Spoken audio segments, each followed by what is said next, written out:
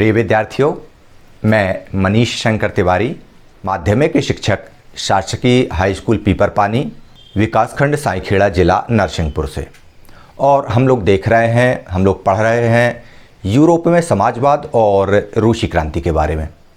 अभी तक हमने देखा कि यूरोप में समाजवाद की स्थापना के लिए, समाज परिवर्तन के लिए अलग अलग समूहों के द्वारा अलग अलग प्रयास किए जा रहे हैं, जैसे रेडिकल्स के द्वारा, उदारवादियों के द्वारा, रूढ़िवादियों के द्वारा, स्पेशली उदारवादियों और रेडिकल्स के द्वारा। लेकिन उदारवादियों और रेडिकल्स के इन प्रयासों को संपूर्ण प्रयास नहीं मानने वाला भी एक समूह था, जिसको हम बोलते हैं समाजवादी समूह। यूरोप के अलग अलग देशों में तो समाजवादी सत्ता के करीब तक तो पहुंचे, सत्ता का प्रतिनिधित्व तो किया, लेकिन सत्ता का अंग नहीं बन पाए। मतलब उनको इतना बहुमत नहीं मिला कि वे शासन व्यवस्था का अंग बन पाए, कार्यपालिका का हिस्सा बन पाए। लेकिन यूरोप के अन्य देशों की तुलना में रूस में यह व्यवस्था बदल गई। रूस में समाजवादियों की सरकार बन गई, लेकिन इसके लिए उनको एक बहुत बड़ी क्रांति करना पड़ी। पिछले वीडियो में हम लोगों ने बहुत अच्छे से देखा, सुना और समझा कि जार के निरंकुश शासन के खिलाफ में जनता ने विद्रोह किया था, लेकिन विश्व युद्ध के छिड़ जाने के बाद लोगों ने जार का समर्थन किया। लेकिन उसके बावजूद भी क्या हुआ, युद्ध से रूस की जनता परेशान हो गई। जार भी कुछ समय तक तो निर्वाचित प्रतिनिधियों की राय सलाह लेता, लेकिन इसके बाद उसने उनको इग्नोर करना शुरू कर दिया। जब ऐसा हुआ तो जनता भड़क उठी। रूस के सैनिक भी पराजय से परेशान हो गए, हताश हो गए, निराश हो गए। रूसी सेना युद्ध के मोर्चों से पराजित होकर जब पीछे लौटने लगी तो उसने खेत खलिहानों को, इमारतों को आग लगा दी। बड़ी भयावह स्थिति हो गई और इस तरह से रूस में सैनिकों ने अपनी ही सरकार के खिलाफ लगभग बगावत जैसी स्थिति उत्पन्न कर ली। रूस की राजधानी पेट्रोग्राद, जहाँ पर मजदूर वर्ग के लोग भी रहते थे और एक तरफ संपन्न, अमीर और कारखानों के मालिक रहा करते थे, साथ ही कुछ निर्वाचित प्रतिनिधि भी वहाँ पर रहते थे। यहाँ की सामाजिक व्यवस्था बड़ी अलग थी। अमीर लोग गरीबों को बड़ी हेय दृष्टि से देखते और उनके प्रति दुर्व्यवहार रखते। ये सब वजहें थी रूस में वर्ग भेद वाली क्रांति के पैदा होने की। तो आज हम इसी रूसी क्रांति के दूसरे भाग के अंतर्गत पढ़ने जा रहे हैं, पेट्रोग्राद की फरवरी क्रांति। चलिए आरंभ करते हैं। आज हम कक्षा 9 के इतिहास विषय के अंतर्गत पढ़ने जा रहे हैं यूरोप में समाजवाद एवं रूसी क्रांति के अंतर्गत फरवरी क्रांति की भूमिका के बारे में चर्चा करेंगे थोड़ी। फिर इसके बाद हम देखेंगे कि फरवरी के बाद क्या हुआ और अक्टूबर 1917 की क्रांति के बारे में बात करेंगे। चलिए हम देखते हैं पेट्रोग्राद में फरवरी क्रांति। सन 1917 की बात है। पेट्रोग्राद जो उस समय रूस की राजधानी हुआ करती थी, वहाँ के हालात बहुत ख़राब थे, वहाँ की स्थिति बहुत गड़बड़ थी। वजह युद्ध की विभीषिका के बाद ये चित्र को जैसा कि आप देख पा रहे हैं, वहाँ पर खाने के लाले पड़ गए, रोजगार की स्थिति भंग हो गई, लोग बहुत ज़्यादा परेशान हो गए। अच्छा, वहाँ पर एक चीज़ और थी। वहाँ पर तो ऐसा लगता था मानो जनता में भिन्नताओं को ध्यान में रखकर ही शहर की बनावट तय की गई है। मतलब ऐसा लगता था कि अमीरों को, पैसे वालों को अलग बसाया जाए और गरीबों को और जो मजदूर हैं उनको अलग बसाया जाए। गरीबों और अमीरों के बीच में बहुत बड़ी खाई थी और उस खाई का नाम था नेवा नदी। इस नेवा नदी के दाएं तट पर मजदूरों के क्वार्टर्स हुआ करते थे, कारखाने स्थापित भी इसी तरफ थे। जबकि बाएं किनारे पर इस नेवा नदी के फैशनेबल इलाके हुआ करते थे, जहां पर अमीर लोग रहा करते थे। इन फैशनेबल इलाकों में धनवान लोग रहा करते थे। इसी बाएं किनारे पर विंटर पैलेस भी था, कुछ सरकारी इमारतें भी थीं। जिस महल में ड्यूमा की बैठक होती थी, वह भी इस नेवा नदी के बाएं किनारे पर स्थित थी। तो इस तरह से आप लोग देख के समझ सकते हैं कि पेट्रोग्राद जो रूस की राजधानी थी, उस राजधानी में समाज के रहने का जो तरीका था, बसाहट की जो व्यवस्था थी, वह भी वर्ग भेद से परिपूर्ण थी। एक तरफ तो गरीबों के, मजदूरों के क्वार्टर्स हुआ करते थे और उसी तरफ चिमनियाँ बना दी गई थीं, उसी तरफ कारखाने बना दिए गए थे। कारखानों की चिमनियों का धुआं भी उन्हीं को परेशान करता था, मज़दूरों को। जबकि दूसरी तरफ बाएं किनारे पर फैशनेबल रिहायशी इलाके, मतलब अमीरों के घर, विंटर पैलेस यानी राजा का घर, सरकारी इमारतें और ड्यूमा जहाँ पर बैठकें होती थीं। इस तरह से हमको दिखता है कि वहाँ पर किस तरह से ऊंच नीच और भेदभाव की बातें अपने चरम पर थीं। फरवरी में क्या होता है कि मज़दूरों के इलाके में खाद्य पदार्थ की कमी हो जाती है। फरवरी मतलब ये 28 की फरवरी होती है, इसलिए हमने इसको पंचांग में 28 लिखा है, फरवरी का ही नहीं लिखा है। तो इस तरह से तार्किक रूप से आप इसको समझ सकते हैं कि फरवरी के महीने का ही कैलेंडर है। तो फरवरी के महीने में मज़दूरों के इलाके में, मतलब नेवा नदी के दाएं तट पर खाद्य पदार्थों की बहुत भारी कमी हो जाती है। मज़दूरों के थाली से भोजन गायब हो जाता है। उस साल ठंड भी बहुत ज़्यादा पड़ी थी। भीषण कोहरा और बर्फबारी ने हालत और ज़्यादा खराब कर दिए थे। संसदीय प्रतिनिधि चाहते थे कि निर्वाचित सरकार बची रहे, इसलिए वह जार द्वारा ड्यूमा को भंग की जा रही कोशिशों का विरोध कर रहे थे।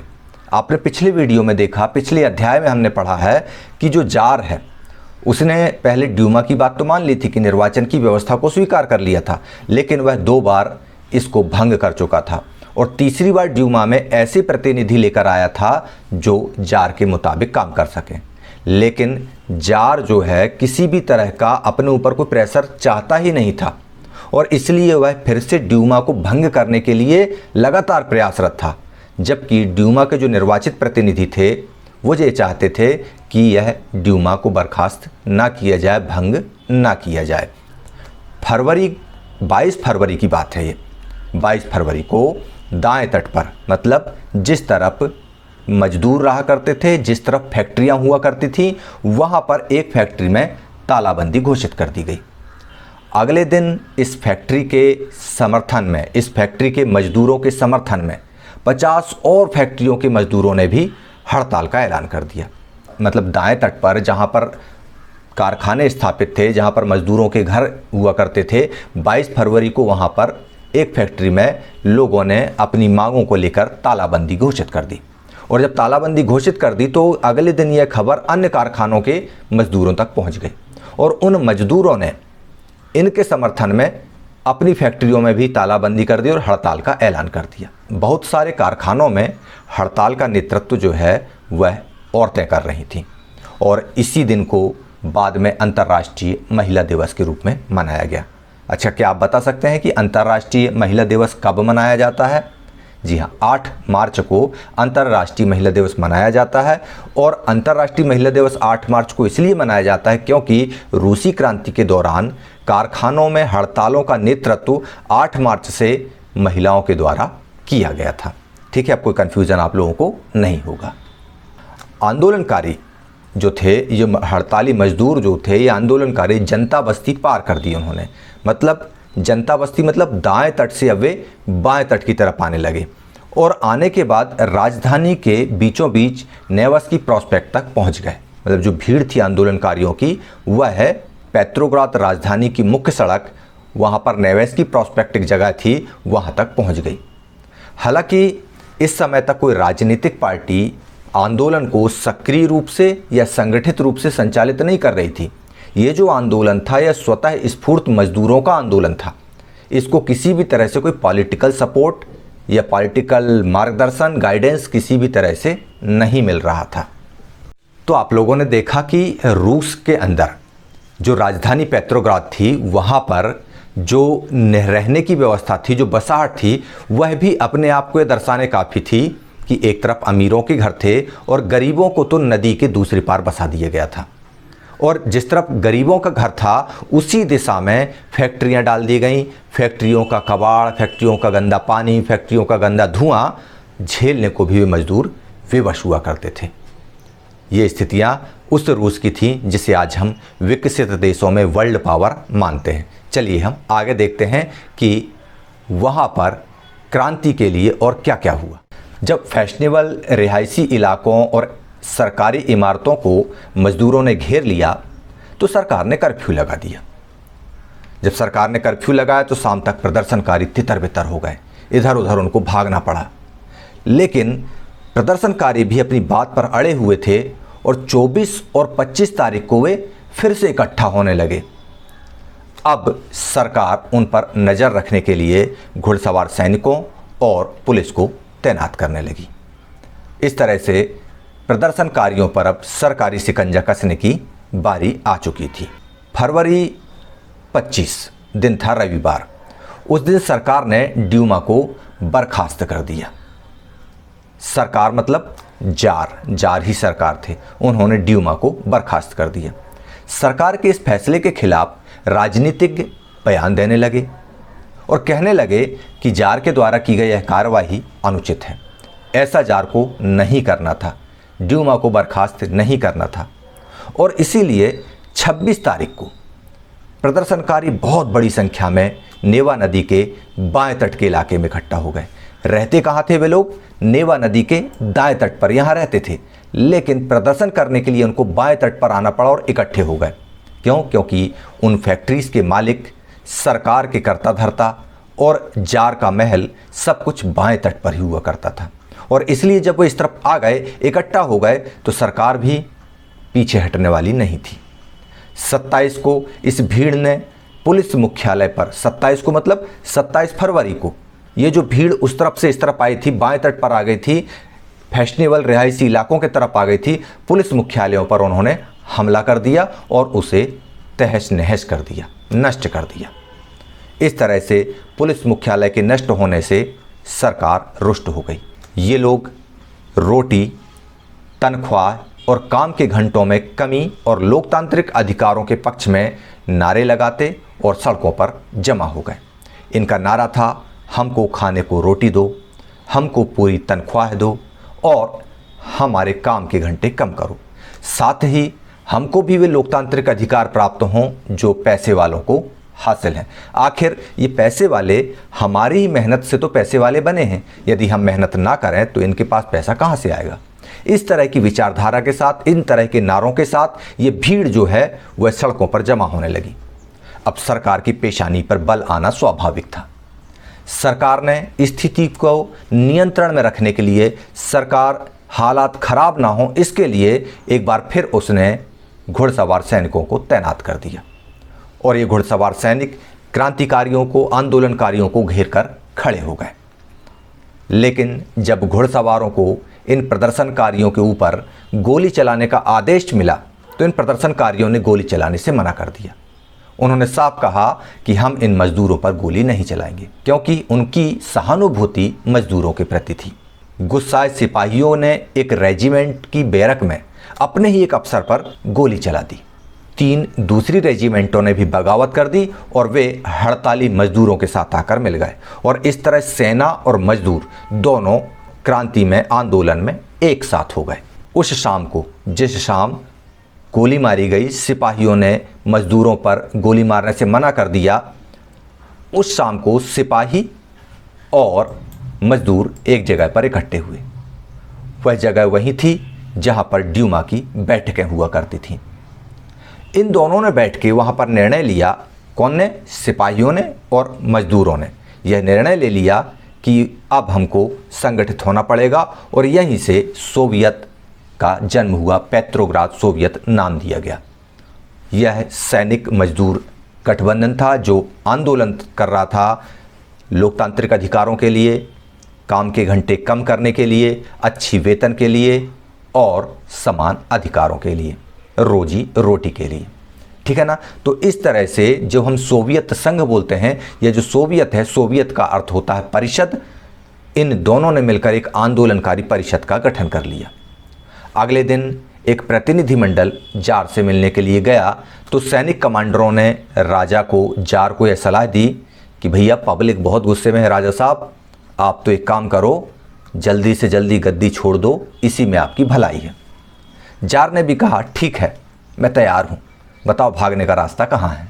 और इस तरह से 2 मार्च को जार ने गद्दी छोड़ दी।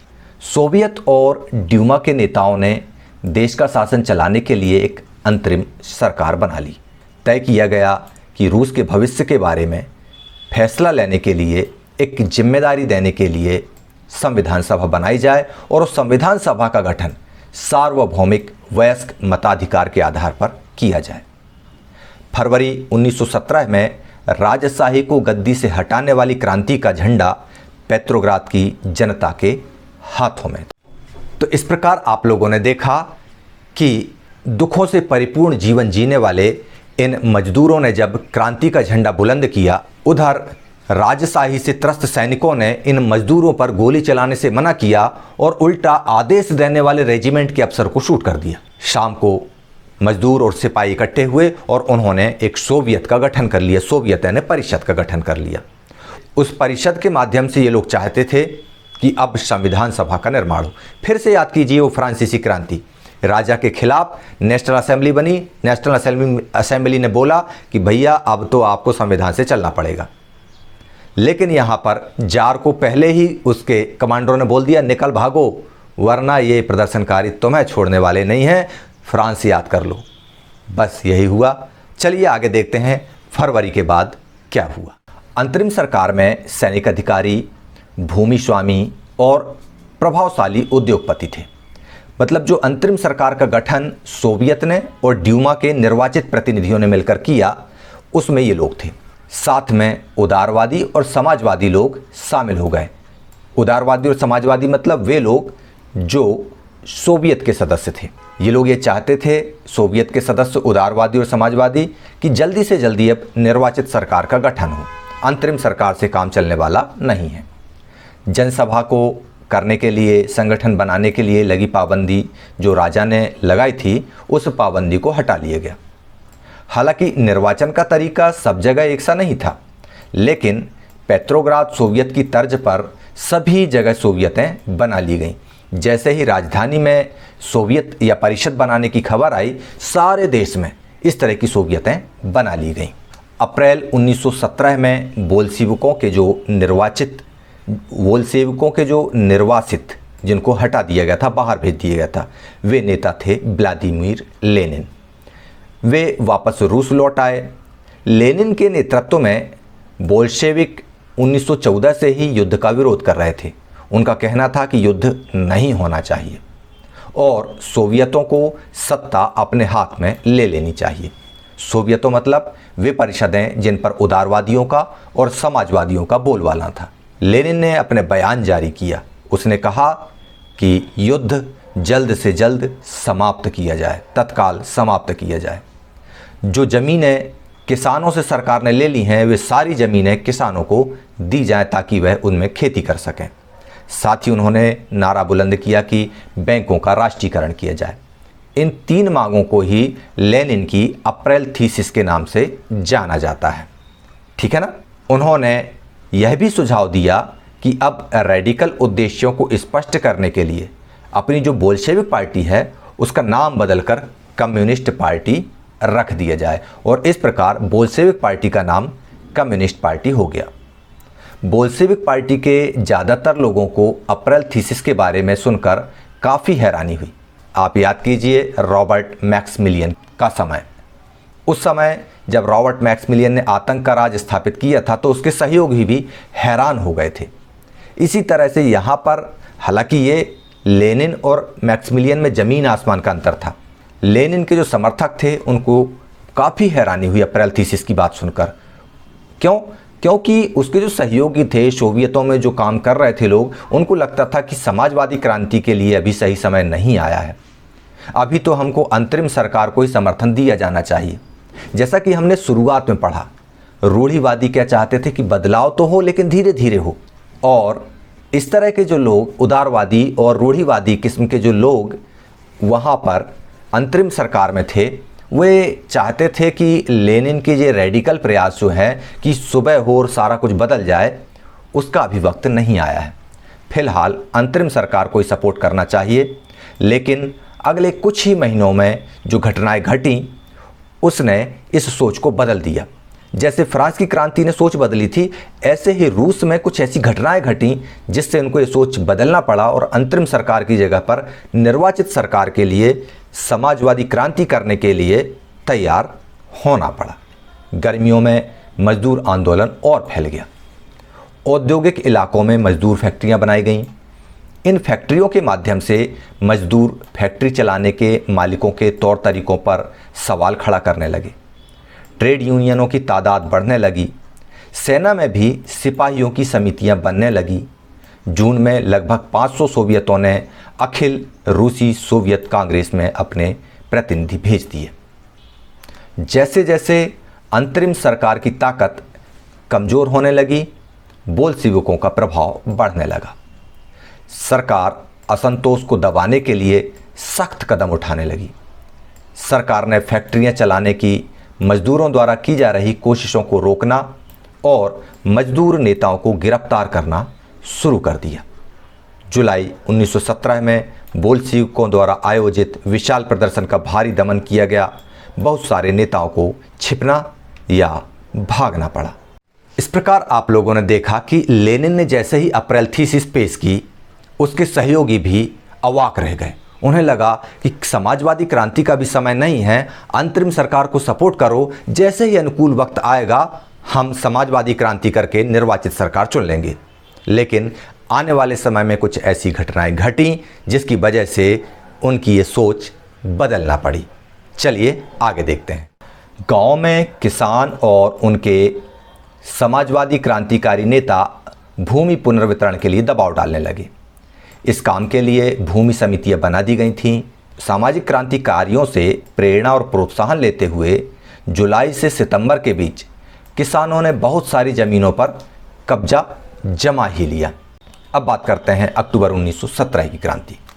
जैसे जैसे अंतरिम सरकार और बोल्शेविकों के बीच टकराव बढ़ता गया, लेनिन को अंतरिम सरकार द्वारा तानाशाही थोपने की आशंका दिखने लगी। सितंबर में उन्होंने सरकार के खिलाफ विद्रोह के बारे में बातचीत करना शुरू कर दिया। सेना और फैक्ट्री सोवियतों में मौजूद बोल्शेविकों को इकट्ठा करना आरंभ कर दिया। 24 अक्टूबर को विद्रोह शुरू हो गया। संकट की आशंका को देखते हुए प्रधानमंत्री केरेंस्की ये सैनिक टुकड़ियों को इकट्ठा करने के लिए पेट्रोग्राद शहर से बाहर चले गए। सुबह सुबह ही सरकार के वफादार सैनिकों ने 2 बोल्शेविक अखबारों के दफ्तरों पर घेरा डाल दिया। टेलीफोन और टेलीग्राफ दफ्तरों पर नियंत्रण प्राप्त करने और विंटर पैलेस की रक्षा करने के लिए सरकार समर्थक सैनिकों को रवाना कर दिया गया।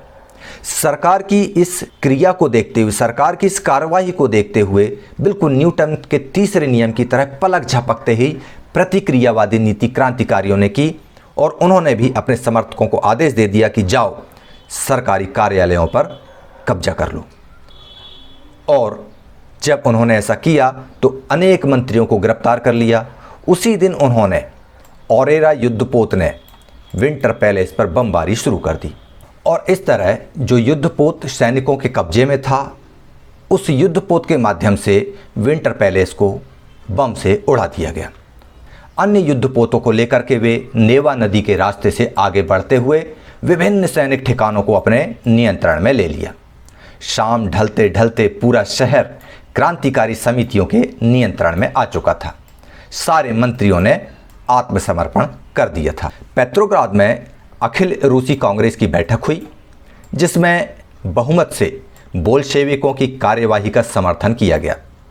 अन्य शहरों में भी बगावतें होने लगीं। सरकारी पक्ष और आंदोलनकारियों के बीच जमकर गोलीबारी हुई, विशेषकर मॉस्को में। लेकिन दिसंबर तक आते आते मॉस्को पेट्रोग्राद इलाके में बोल्शेविकों का नियंत्रण स्थापित हो चुका था। इस प्रकार आप लोगों ने देखा कि वर्ग भेद के खिलाफ वर्ग संघर्ष हुआ और विशेष व्यवस्था, मतलब 2 लोगों के लिए, एक संपन्न वर्ग के लिए, एक निर्धन वर्ग के लिए, इसको स्वीकार नहीं किया गया। सिपाहियों ने भी रूस में मजदूरों का साथ दिया और उन्होंने गोलीबारी का इस्तेमाल किया और विंटर पैलेस को नष्ट कर दिया, बमबारी उसके ऊपर गिरा दी। जैसे ही विंटर पैलेस पे बमबारी शुरू हुई, राजा के मंत्रियों, अंतरिम सरकार के जो निर्वाचित मंत्री थे, उन्होंने त्यागपत्र दे दिया, आत्मसमर्पण कर दिया और इस प्रकार बोल्शेविकों का नियंत्रण रूस की सत्ता पर हो चुका था। तो इस प्रकार आप लोगों ने देखा कि संघर्ष की जीत हुई। अभी हालांकि यह पड़ाव मात्र था। तो इस प्रकार आप लोगों ने देखा कि कैसे क्रांतिकारियों ने, बोल्शेविक समितियों ने रूस में आखिरकार जाकर सत्ता पर अपना कब्जा जमा लिया और इसके लिए उन्हें बहुत मेहनत करना पड़ी, संघर्ष करना पड़ा। सिपाहियों ने अंत में जब किले पर, महल पर बमबारी की तो राजा के समर्थक मंत्रियों को आत्मसमर्पण करना पड़ा। रूस की क्रांति अभी एक लंबा सफर तय करेगी। आगे भी आपको बहुत कुछ समझना है, सीखना है कि रूसी क्रांति सफलता के द्वार पर, पूर्ण सफलता के द्वार पर कैसे पहुंची। लेकिन उसके पहले आपको आज इस वीडियो में आपने जो कुछ भी देखा है उसके लिए कुछ 5 प्रश्न हैं, उनको आप नोट कर लीजिए। पहला प्रश्न है, बोल्शेविकों का नेता कौन था? दूसरा, अप्रैल थीसिस क्या है? तीसरा, 1917 की रूसी क्रांति के पहले रूसी श्रमिकों की हालत क्या थी? 1917 में रूस में जार का शासन क्यों समाप्त हो गया? यह चौथा प्रश्न है। और अंतिम प्रश्न, रूसी क्रांति का मुख्य कारण क्या था?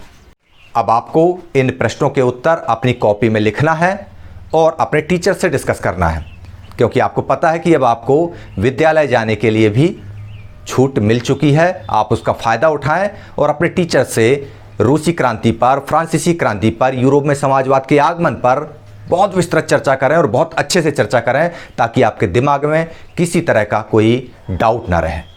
ठीक है ना? और एक बात और, हम लोग एक जन आंदोलन का हिस्सा हैं जिसमें हमको कोविड-19 से बचाव के लिए एक शपथ लेना है। आप लोग भी इस तरह की शपथ लें और दिलाएं। साथ ही सुरक्षित रहें, पढ़ते रहें। जय हिंद।